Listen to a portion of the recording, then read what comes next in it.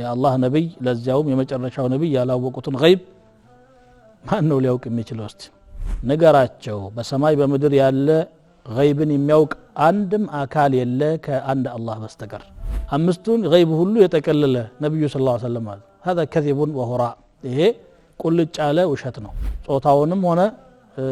ማንኛውንም የሚያሳይ መሳሪያ ተጠቅመው ይናገራሉ ያ ገይብ ከመሆን አልፎ ሸሃዳ ሆኗል ገይብ ተብሎ ሊጠቀስም አይገባም ማለት ነው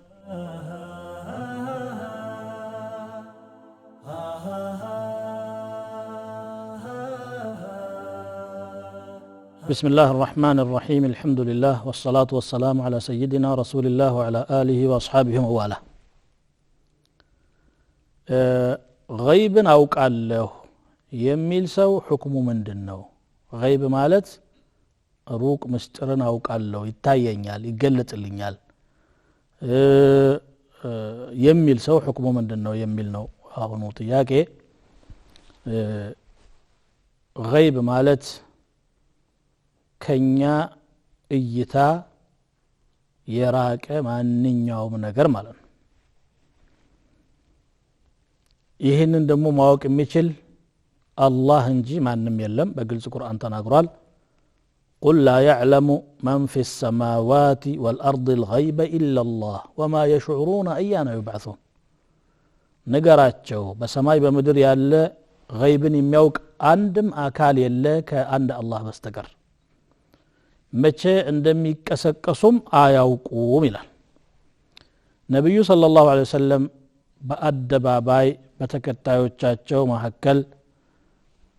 ገይብን የሚያውቅ ከአላህ በስተቀር የለም ብለው የሚናገሩ ከሆነ በቁርአን አማካኝነት የሚነገር ከሆነ ከሳቸው ሌላ ያለ ገይብን አውቃለሁ ብሎ መናገር ውሸት መሆኑ ምንም ጥርጣሬ የለውም የአላህ ነብይ ለዚያውም የመጨረሻው ነብይ ያላወቁትን ገይብ ማን ነው ሊያውቅ የሚችለው እስቲ ለነብዩ ሰለላሁ ዐለይሂ ወሰለምና ለሌሎችም ነብዮች ትንሽ የገይብ ጭላንጭል ያሳወቃቸው አላህ ራሳቸው አውቀው ሳይሆን በወህይ አማካኝነት ያሳወቃቸው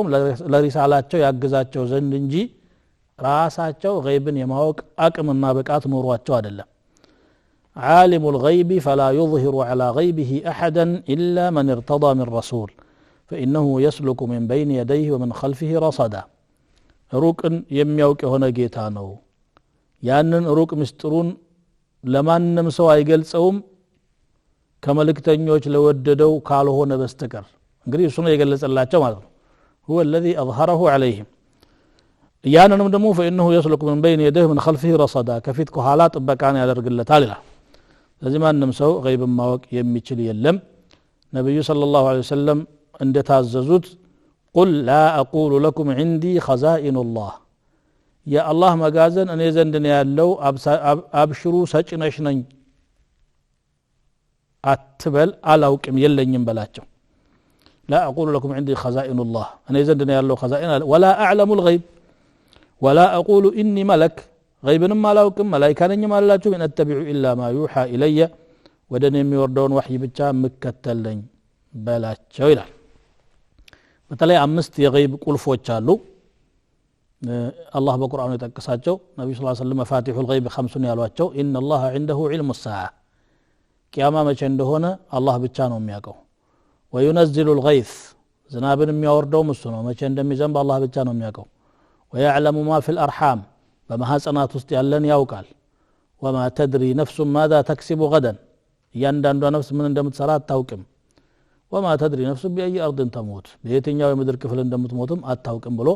አምስት ዋና ዋና የገይብ ቁልፎች አሉ ይላል ማንም ያውቃቸውም ይላል አንዳንድ ጉላቶች ድንበር ያለፈ ውዳሴ ለነብዩ እናረጋለን ብለው ጃሚዑ خمس الغيب እያሉ የሚያንጎራጉሩ አሉ አምስቱን ገይብ ሁሉ የጠቀለለ ነብዩ ሰለላሁ ዐለይሂ ወሰለም ማለት هذا كذب وهراء ይሄ ቁልጭ ያለ ውሸት ነው እሳቸው قل لا اعلم እንዲሉ ታዘው በቁርአን ተናግረው ይያለ እሱ ያውቃሉ ብሎ ማለት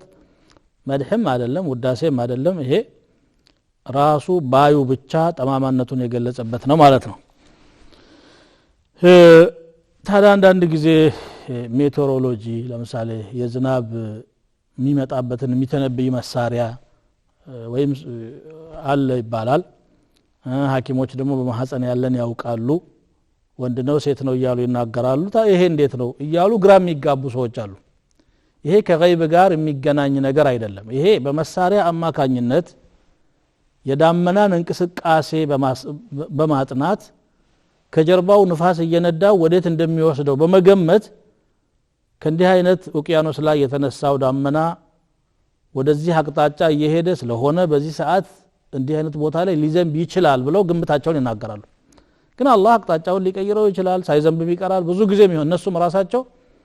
የሜትሮሎጂ መረጃ እንደሚያመለክተው ነገ ዝናብ ይሆናል ተብሎ ይጠበቃል ተወቁዕ ነው ليس من علم الغيب في شيء ሌላው ማህፀን ውስጥ ያለን አውቃሉ የሚባለውም አያውቁም የሚያውቁ ከሆነ ገና እንደጸነሰች በማግስት ውስጥ ይናገሩ ወንድ ነው ሴት ነው ጾታው ይናገሩ እስቲ አይደለም እነሱ እንደነው የሚያረጉት በመሳሪያ አማካኝነት ሆድ ውስጥ ያለውን ጽንስ ይዘቱን ካዩ በኋላ ጾታውንም ሆነ ማንኛውንም የሚያሳይ መሳሪያ ተጠቅመው ይናገራሉ ያ ገይብ ከመሆን አልፎ ሸሃዳ ሆኗል ገይብ ተብሎ ሊጠቀስም አይገባም ማለት ነው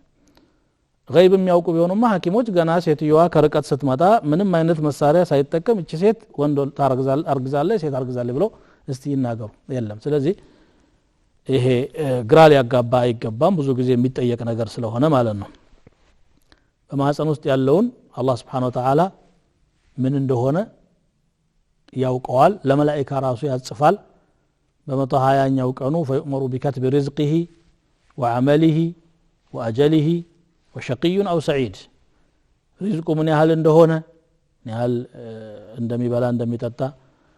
ስራው ምን እንደሆነ እድሜው ምን እንደሆነና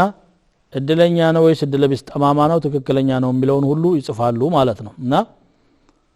በትእዛዝ መላእክቶች ይጽፋሉ እንጂ መላእክቶችም ገይብ ያውቃሉ ማለት አይደለም በዚህ መልኩ እንድትረዱት ነው የምለው የዛሬው ፕሮግራም እዚህ ላይ ተቋጭቷል واخر دعوانا الحمد لله رب العالمين